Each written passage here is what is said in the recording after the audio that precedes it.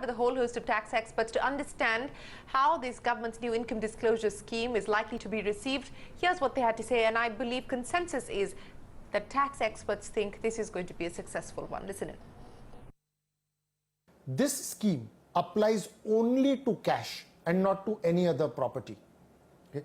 So therefore, if you have got assets like bullion, etc., they continue to get covered by the provisions of section 69A, B, C, etc., and therefore their taxation will continue to be governed by the amended section 115 BBA, under which you will have to pay 60% tax, etc., etc.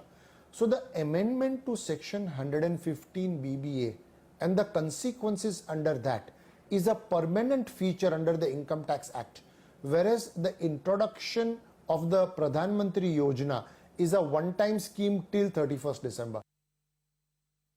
On the taxation of undisclosed income, and that being made mid-course, I suspect that that could be a matter of interpretation by the courts, whether such a mid-course amendment amounts to any retrospective amendment, etc., or not, and therefore that could be an issue to watch for in the future. But overall, I am of the view that the scheme should be successful. Under this new scheme, there's no threshold fixed. You know, nothing like over 2.5 lakhs or under 2.5 lakhs. So even if you got a lower amount, let's say less than 2.5 lakhs, you could also make the benefit, use the benefit under the scheme and declare it under the scheme. And the second thing I would like to also make an observation is that tomorrow, let's say the tax authorities catch you, they can not only levy this tax and surcharge and penalty, which approximates 85%, they could even start prosecution proceedings. So that is also something to be borne in mind. Overall, firstly, as I had begun, I would say that this entire scheme, given the scenario and the general fear within the people on how to manage black money, should be incentive enough to take care, to encourage people to make this declaration under IDS. 2.5 lakh limit has been considered by a lot of people as an exempt limit. There's no such thing. It only says that deposits below 2.5 lakhs will not be taken up for the all India reporting. So there is no exemption, and I think it would be worthwhile even for smaller amounts to go in for these declarations. Concept of Benami is quite different. Benami means some property which you are holding in some other person's name, and actually Benami property was legal before 1988. So it's suppose in earlier days someone purchased a property for someone, that kind of situation was there, and in this case actually what happens is that the money is with me and I am declaring the money in my own name, so the question of Benami does not arise. Meanwhile, Power Minister Piyush Goyal has assured that the CRR hike by the RBI is a temporary one and that the government is planning to seek the Parliament's nod to increase the limit for market stabilisation scheme securities. In fact, in an exclusive conversation with CNBC TV 18 Shireen Bhan, the Minister also shared his take on the expectations from the upcoming budget. Here's a slice of that exclusive interview. Take a look. One is the assumption that the CRR hike is a temporary measure announced by the Reserve Bank. We don't know. We saw the measure. We saw it. But that doesn't mean it can't be extended. I'm sure everybody will realize that nearly 300,000 crores, 3 lakh crores has come into the banking system quite suddenly. The banks do need avenues to deploy that. And for that, one of the avenues is an instrument that the Reserve Bank needs the Government of India's permission. It's an MSS bond. Yes, the MSS bonds. Now, Parliament is in session, so we cannot even issue an ordinance. The government will go to Parliament. Government has to get it approved by Parliament to issue more MSS bonds.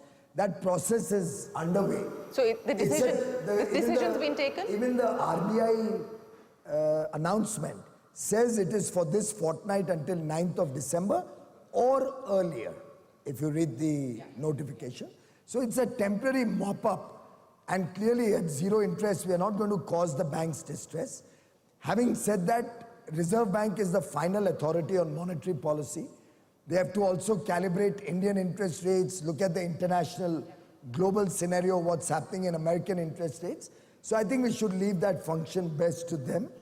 But I do see that with more and more money coming into the formal economy, and with inflation being at pretty reasonable levels, interest will be a factor in spurring growth in the days to come.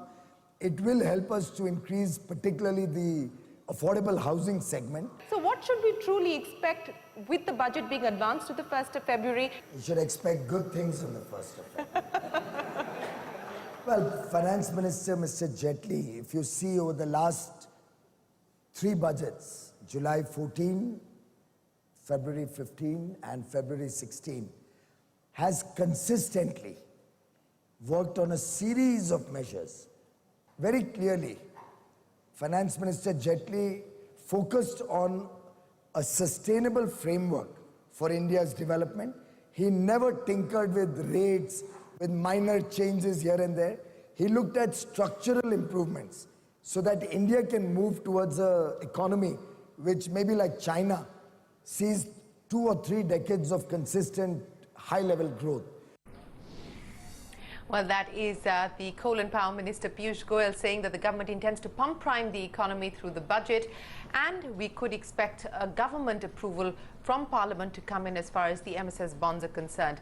Now, the Minister of State for Finance and Corporate Affairs, Arjun Ram Meghwal, believes the government's demonetization move will in fact boost the Indian economy, not lead to a cut in GDP growth, as was the claim made by the former Prime Minister Manmohan Singh in Parliament. Remember, the former Prime Minister had stated that this could impact the GDP by the tune of about 2%. In an exclusive conversation with CNBC TV 18's Timsy Jaipuria, the minister also said that cash crunch concerns are being addressed, and he believes that the cash supply situation will ease shortly. Listen in. पूर्व प्रधानमंत्री हैं, वो बोलते हुए कह रहे थे 2% कम होगा। मैं कह रहा हूं 2% बढ़ेगा। कैसे? मैं बताता हूं। हाँ, बताइए। अनअकाउंटेड जो इकोनॉमी है वो इस देश में जनरेट कर रही है। जैसे एक उदाहरण देता हूं, मैं महाराष्ट्र के एक अहमदनगर में गया। अहमदनगर एक छोटा सा टाउन है, 5 लाख की पॉपुलेशन है। एक कोऑपरेटिव बैंक का उद्घाटन करना था। वहां मुझे कुछ लोग मिले कि कोऑपरेटिव बैंक तो हम आरबीआई के लाइसेंस से चलाते हैं। ये देखिए, कोऑपरेटिव सोसाइटी है, क्रेडिट कोऑपरेटिव सोसाइटी, जिसको कोई लाइसेंस नहीं लेना पड़ता। ये 16%, 17%, 18% ब्याज, कभी जज जाती तो 20% भी ब्याज, और हम देते हैं 10-11 पे। आरबीआई हमें कहते हैं एनपीए हो गया, लेकिन ये छूट भी दे देते हैं, और कोऑपरेटिव सोसाइटी के तहत इनका सिस्टम होता है, लेकिन ये जीडीपी में काउंट ही नहीं होता। मैंने कहा ये छोटे से टाउन में कितनी है आपकी? तो उन्होंने कहा 35 है credit cooperative society. Credit cooperative society जनता का सोना लेती है, उसके बदले पैसा देती है, और वो जीडीपी में काउंट ही नहीं हो रहा है। इस डीमोनेटाइजेशन के बाद जब ये काउंट होने लगेगा तो जीडीपी बढ़ेगा घटेगा? वो अर्थशास्त्री हो सकता है मनमोहन सिंह जी, मैं अर्थशास्त्री नहीं हूं, लेकिन मैं आज आपके माध्यम से कहता हूं कि 2% जीडीपी बढ़ेगा इससे। And as planned, the political war over demonetization was out on the streets today.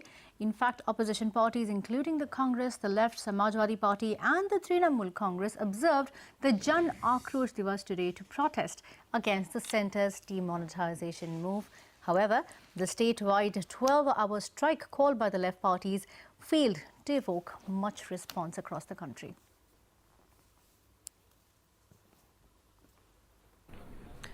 Well, ICICI Bank, meanwhile, has announced a move to traditional cash users to the digital platform. The bank will transform 100 villages to ICICI digital villages in 100 days. Villagers will also be able to open bank accounts using their Aadhaar-based eKYC and also make cashless payments to retail stores through a unique SMS-based mobile solution. The bank, as part of its CSR, will also give free vocational training to 10,000 villagers and credit facility to earn livelihood. My suspicion, or my guess, is that we are going to see other banks follow suit. Coming up next on What's Hot, Idea Cellular puts its entire tower business on the block, or so we learn from sources. That and more when we get back.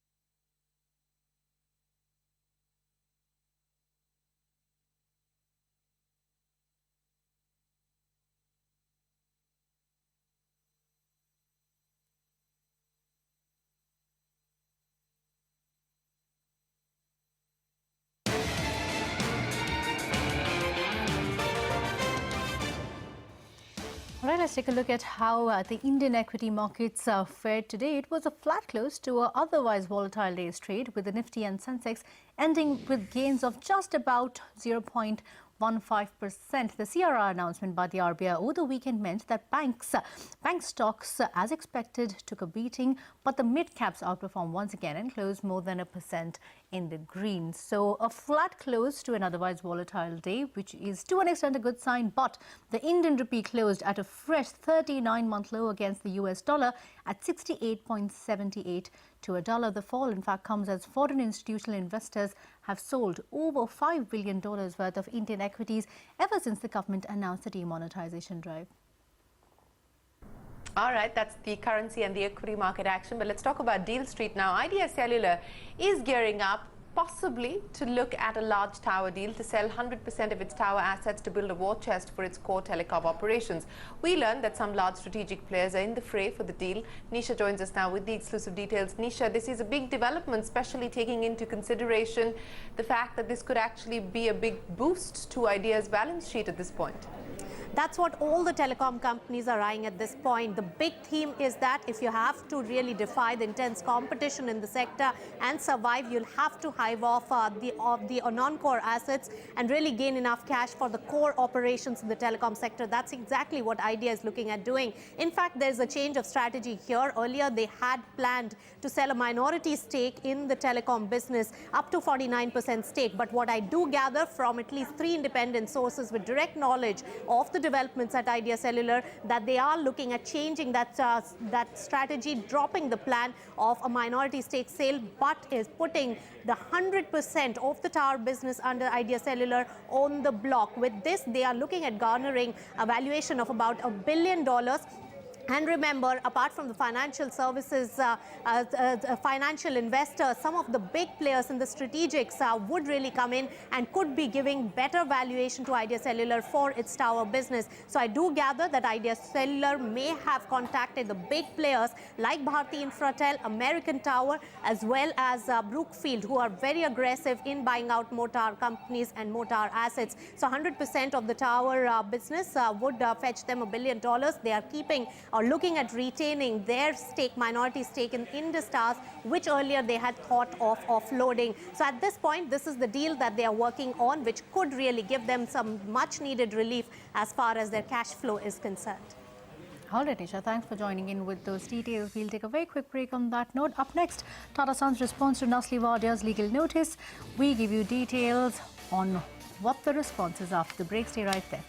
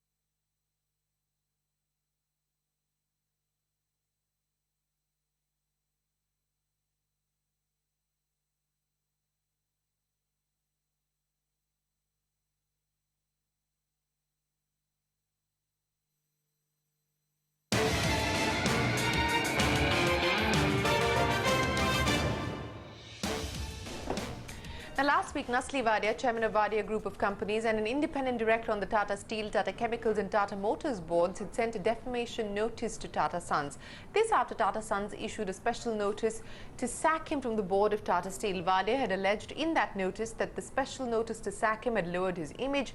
Tata Sons legal counsel has responded to Wadia in a scathing 3-page letter, which CNBC TV 18 is in possession of. Kritika joins us now with the details. So, Kritika, what is the response? So, Shireen, the points that Nasli Wadia had mentioned in that defamation notice was that allegedly Tata Sons had a personal vendetta against him, that the move of conducting an EGM to remove him from the post of director on the Tata Steel board was vindictive and had malicious intent. Now, in that letter, which was dated about the 24th of November, but we, as you said, have a copy of that, in that they have denied in very detailed words every single allegation made by him. So I won't go into the detailed areas where they've denied it, but yes, every single point that has been made, and this is the quote that pretty much sums it up: we deny all comments, insinuation and motives contained in your letter. Now, the points that you must remember from that letter is that we hope, and I'm quoting here, we hope your defamation notice is not aimed at coercing our directors and officers against their fiduciary roles. We do not believe it is necessary or worthwhile to respond to your allegations. Now, Shireen, remember, Nasli Wadia in his letter had referred to his relationship and his personal relationship with Ratan Tata and JRD Tata. And as a result of that, this is how the Tata Sons legal letter ends. They essentially say that your relationship with JRD Tata and Ratan Tata personal matters. You would appreciate that Tata Sons will act in interest of group and all stakeholders. And if you have any respect for JRD Tata and Ratan Tata, as mentioned by you, you will withdraw your notice. So, Shireen, the war of words just gets hotter every day. Well, let's talk about some positive news, though, from Tata Steel. And this is the other big story from Deal Street. Tata Steel today announcing that it signed a letter of intent to enter an exclusive conversation with Liberty